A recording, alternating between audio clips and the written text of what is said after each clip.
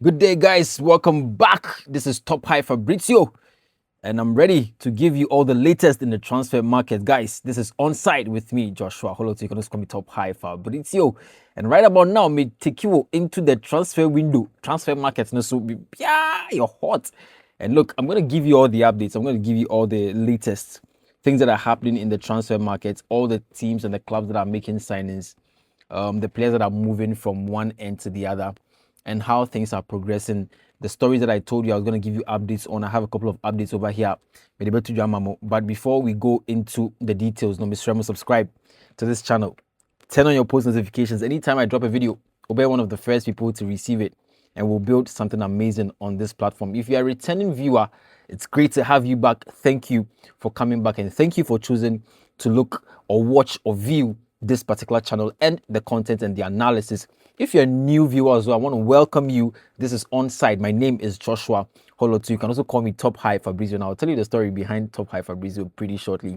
But guys, let's go straight into the details, because over the last few hours, we've had some updates to a couple of stories that media to I think a couple of days ago and a couple of hours ago. So I'm just giving you some updates and also some new information that's coming out. So Cuti Romero and Atletico Madrid, the deal is getting close, because a new bid has been sent to Tottenham Hotspur by Atletico Madrid.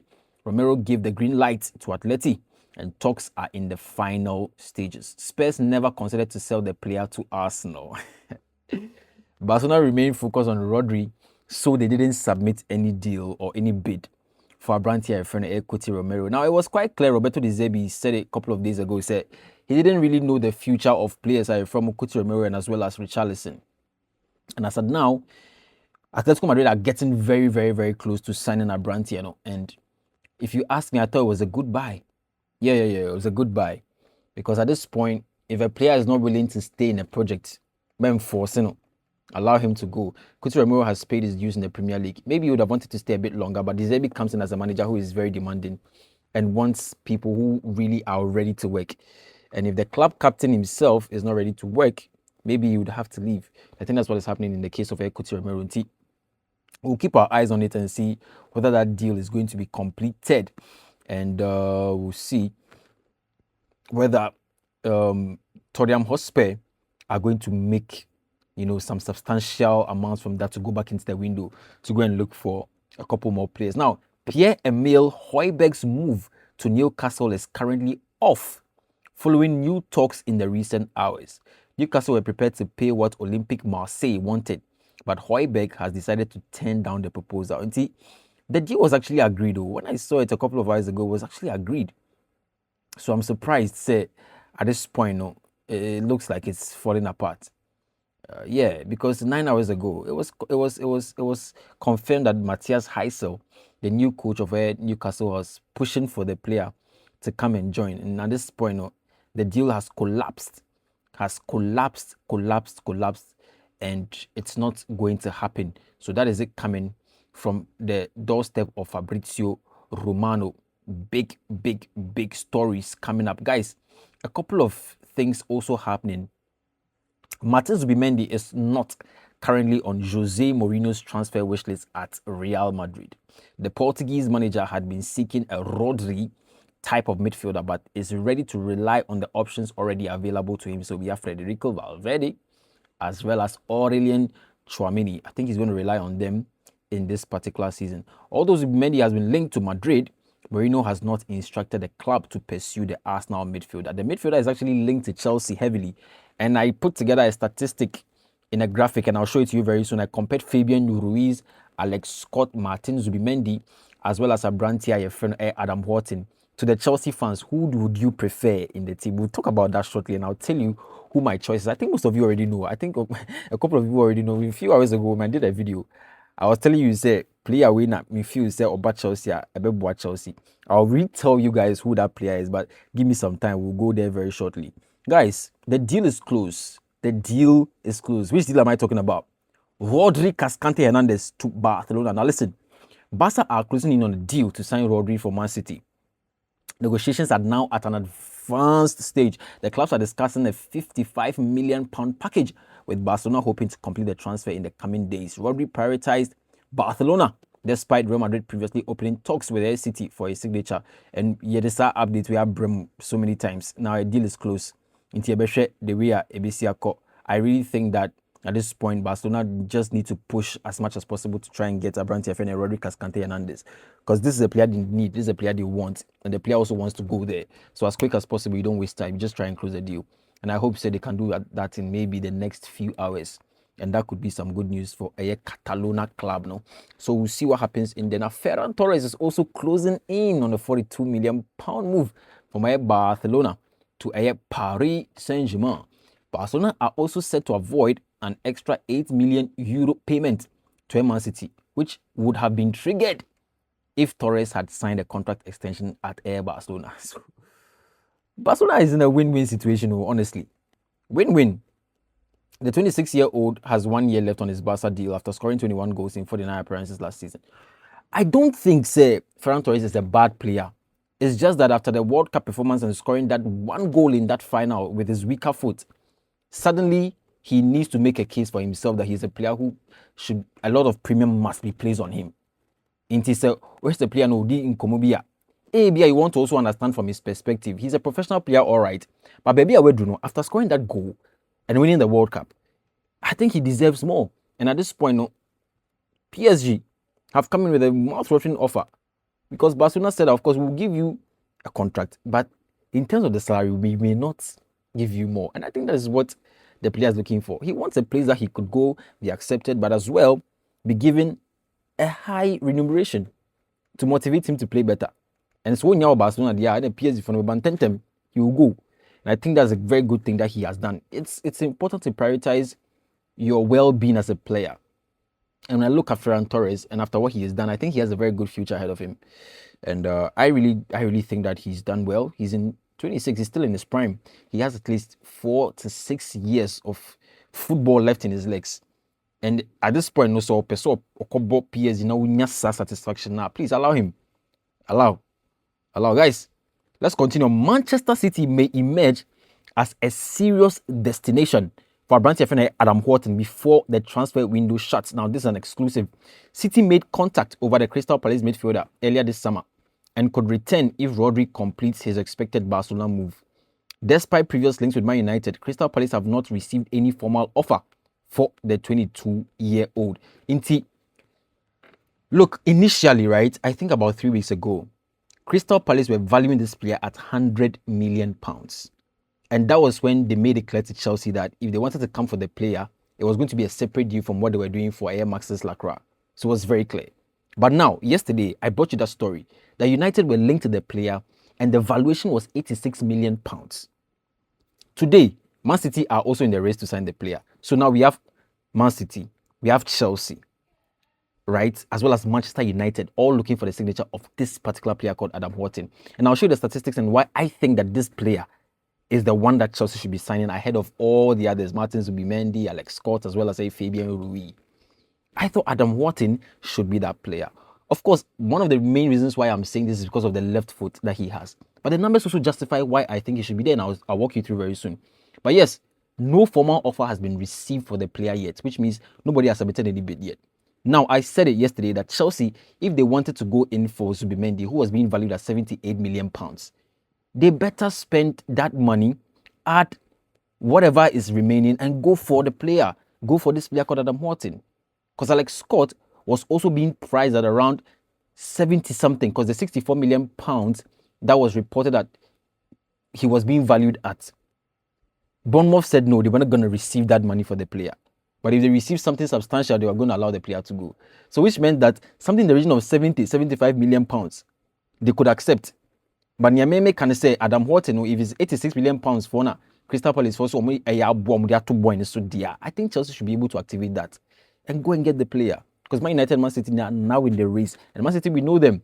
Ayub Buadi is going to come in perhaps to replace Rodri, but he's not Premier League proven. Adam Wharton is Premier League proven. Once he walks into the Man City team, he makes them better. Left-footed in the midfield, it's a different situation altogether. And I think he makes the Man City team very, very strong. Until we see who wins the race for Abrante FN Adam Wharton over there. But there's also some news from Pep Guardiola, because he became very close to he came very, very close to the Italian managerial job, the Italian national team. And Kaya, Paolo Maldini, and then the advisor, your friend Leonardo Assisioma resigned. They traveled to Barcelona to go and speak with the man. But this is what happened. When they got there, he said he was very tempted. He came very close to accepting actually. Now, listen, he was actually writing the lineups down on paper for the Italian national team. So that's how close he came. But at the end, Guardiola rejected the opportunity due to exhaustion after 10 intense years of working for Man City. And he wants to take a break now, as he had already promised his family. He said they would return to Barcelona to go and have a break. So I think that was the main and fundamental reason why Papa, a friend, Pep Guardiola decided to sell on 200 million so for Italian national team, no, because they were actually trying to get him to come and coach over there. He said no, he wouldn't do the job. So that's the story from that angle. Now, guys, Barcelona have identified Lautaro Martinez as an alternative option. So, Landia Branty FNA Julian Alvarez. Now, Julian Alvarez returned to training today. You see the pictures carrying some weight, Charlie. Man, make ready. Maybe go handle the Atletico Madrid people, right? Go punch them, go hand in transfer requests. I'll show you that picture. But the Atletico Madrid striker remains Barca's preferred target. But completing a deal is expected to be very difficult. So, Inter star Lautaro Martinez, who is highly rated by Branty friend Deco and Hansi Flick as options, and they look to see if they can get him, rather if they cannot land Abrante friend Julian Alvarez. So that's also the news coming in from Lautaro Martinez's camp. And this is an alternative. Remember Eli Junior Krupi from Bournemouth? He's also another alternative. So Barcelona, they look to want to do some business in the market. Guys, now we have Fikayo Tomori. Fikayo Tomori could be heading back to the Premier League with Liverpool, Newcastle, and Coventry all showing interest in the player. Now, Muntio, the AC Milan defender, or AC Milan are prepared to part ways with the defender who has entered into the final stages of any contract, so he's left with just 1 year. Liverpool could add Tomori to their defensive options alongside Jeremy Jacquet and incoming Barcelona loanee Ronald Araujo. I think it's a very good deal. Ubisami away a very, very good deal for Liverpool. Because Fikayo Tomori already were a Premier League proven player. I bought Chelsea that. Free Okobo, AC Milan. And at AC Milan, he did so well. Proved himself consistently. Now he's gained experience. He's played there for a couple of years. He's entering into the final stages of his contract. So Liverpool feel say he's the player who can come back and give them some squad depth. Why not? I think he walks in there and he does so well. Because Ronald Araujo has come to help with the defense. Look at Liverpool this season. Jeremy Jacquet is not fit yet, as well as Leone. And Joe Gomez, there's also a question mark on him, whether he can be fit to play the first match for Liverpool this particular season. So bringing in Fikayo Tomori is a very, very good addition. And even if you look at the other teams that are linked with him, Newcastle United, say, Coventry, good clubs, wherever he lands in, I think he easily goes in there and he proves his mettle. Into Fikayo Tomori, good deal for him if he has to come back to the Premier League. Then, done deal, Mano Solomon has signed for West Ham from Tottenham Hotspur on a 3-year contract with an option of a 4th year. £5 million fee plus £2 million in add-ons. So West Ham have signed Abrante Efeno Mano Solomon. So that is also some good news from the Hammers, who are going to play in the Championship this season because they suffered relegation. Guys, Arsenal are showing interest in Chelsea winger Pedro Neto as Mikel Arteta looks to strengthen his attack. Chelsea are willing to consider the sale of the Portuguese international, but Neto is also open to assessing his interests this summer. Man City, Tottenham, and Liverpool are now all interested in the player, although Chelsea are not actively pushing Neto towards an exit. And Chelsea bought the player for £53 million. City want to bring a total of £81 million. Liverpool were trying to push for a bid of £72 million for the player. I know that the Chelsea management, if they got a good bid, they may allow the player to go. But again, the warning is that Neto is a player who Chelsea would need. He's a player Chelsea would need this season, even though they've brought in a lot of additions. Most of those additions are still young. They're inexperienced. They haven't played Premier League. You want to keep Pedro Neto for at least 1 or 2 more seasons because he's going to be an instrumental figure in that Chelsea setup this particular season. He has space. He has something that you don't get from most players. And Ubisami, I don't think so a player also Chelsea for turn at this point, even though they may make some profit on him and make cash in. and near the best of ideas to allow the player to leave at this point, whether it is Arsenal, Tottenham Hotspur, City, whoever, Liverpool. It's not just a good idea. It could be tempting, it could be mouth-watering, whatever deals they are bringing in, but Peroneto is a very good guy that Chelsea would need. We can't allow him to go. Juventus have rejected Arsenal's interest in Kenan Yildiz and considered the attacker untouchable. Arsenal renewed their interest after making an inquiry in June, but Juventus have no intention of selling the 21-year-old. The Serie A giants want to build their future around Yildiz, meaning a €100 million offer is unlikely to change their stance. Until rejected, Kenan Yildiz is not going anywhere. Bradley Barcola has agreed to join Liverpool, with the winger reaching an agreement on a 5-year contract. So club to clubs are talking now. That deal must be completed as soon as possible. And I think Liverpool are going to try and restructure their team, even though they've made hefty signings in the last window. They are also making another hefty signing, which could cost over €100 million for Bradley Barcola. I've already told you how I feel about this deal, but let's see how it goes. Barcelona considers signing Julian Alvarez impossible. This according to Mate Moreto. And as to why he's saying this, we'll come and discuss it very soon. We are leaving this for a few days because the player is supposed to make a stance after a meeting with management on Wednesday. So we'll see how that goes. I don't want to jump into conclusions this, soon. Lewis Hall will not be moving to Man United because Newcastle fans say he's untouchable. They don't want to sell him. Matthias Reisel, he's lost a couple of players already. He's a new manager coming in. He doesn't want to lose any player again because it looks like a couple of Newcastle players are not interested in the project after the departure of Eddie Howe. But it's quite contentious, Kakra. So we'll leave that and see what will come out of it. But as of now, they have made it clear to United for say they will not sell Lewis Hall. So United need to look for alternatives and see if that works for them. Now, €100 million Lille is going to claim for Man City for Ayub Buwadi. And that is getting very, very close. He will sign from Lille Metropole to team my friend of Manchester City, Ayub Buwadi. So let's keep our eyes on that. It's going to happen. Guys, I told you earlier, Premier League has spent €2.05 billion on transfers this summer alone. Now, compare this to La Liga, Serie A, Bundesliga, and Ligue 1, who have all collectively spent €2.047 billion. So that is still lower than what has been spent in the Premier League already. And I told you that the transfers of Morgan Rogers and Elliot Anderson alone was averaging something around 300 and something million pounds. So you can just imagine for two players. So it tells you that the Premier League is the best league and is the most competitive league in the world. Because look, teams are willing to spend so much to improve and bolster their squads and become very, very competitive. And that tells you the kind of league that we are playing. Guys, at this point, I'm going to take you quickly, right, to the earlier comparison I was telling you about. Chelsea fans, I have Fabian Ruiz, Alex Scott, Adam Horton, Martin Zubimendi. Which one should Chelsea sign?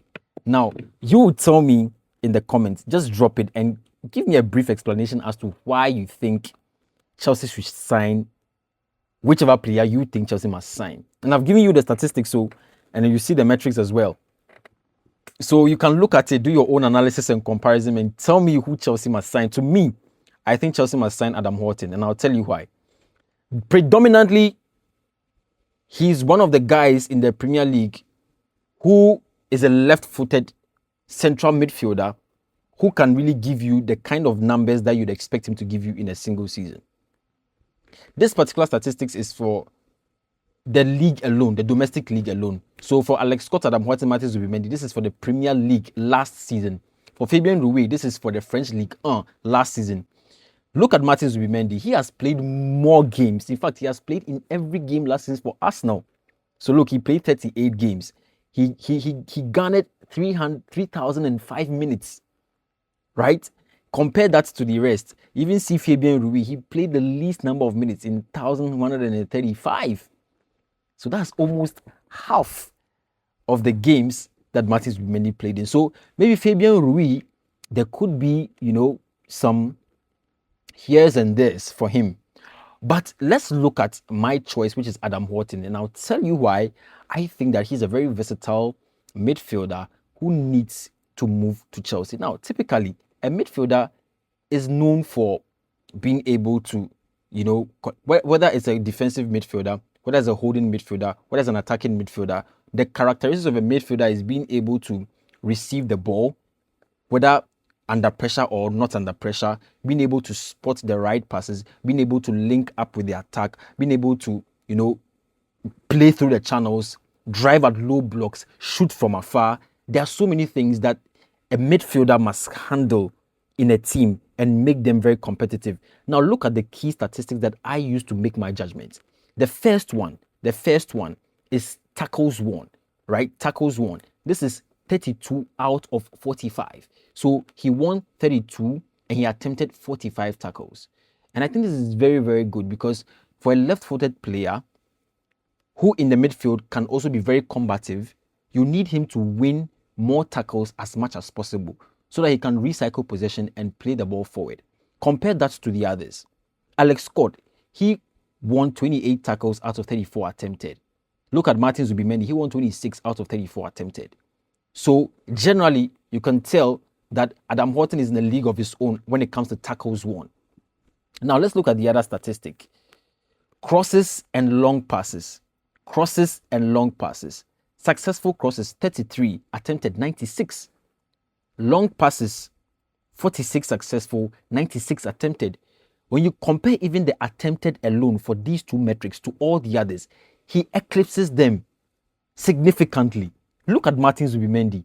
Only 19 crosses. Maybe that is not his specific duty in that Arsenal midfield. But I'm looking at a player in Adam Horton who can give you everything there is to do in the midfield, as well as long passes and crosses as well. It means that he's not just a one-sided kind of player. He's not just a one-dimensional. He's a three-dimensional player. He gives you so much value on the pitch. And I think that is, look, this is so instructive. We need to look at this very well. Passing accuracy, of course, maybe he has 82.18, and that is the least amongst the others. But if you look at it comparatively, as compared to the number of minutes he's played, he's still on top there. 899 completed passes out of 1,094. So, yeah, maybe this is not his forte, but he still has, some good numbers over there. Now, let's look at another key metric. Chances created, 33. 33 chances created and 5 assists. And with both of these metrics, he beats all the others. He beats Martin Zubimendi, who created only 88 chances and key passes and 1 assist. He beats Alex Scott, who created 21 chances and key passes and has only 1 assist. So these are the things I'm looking at. But let me know, who do you think is the standout performer on this particular chart? Who is the better player here? Who do you think Chelsea should sign? Let me know in the comments. Guys, this has been Onside with me, Joshua Holot. I'll be coming your way with more updates. I'll be giving you all the latest stories. Tomorrow, we'll delve into them and I will help you understand what's happening. Please subscribe to the channel, turn on your post notifications, and also drop in your comments. Let's get interactive. Until I come your way again, I'll see you in the next one.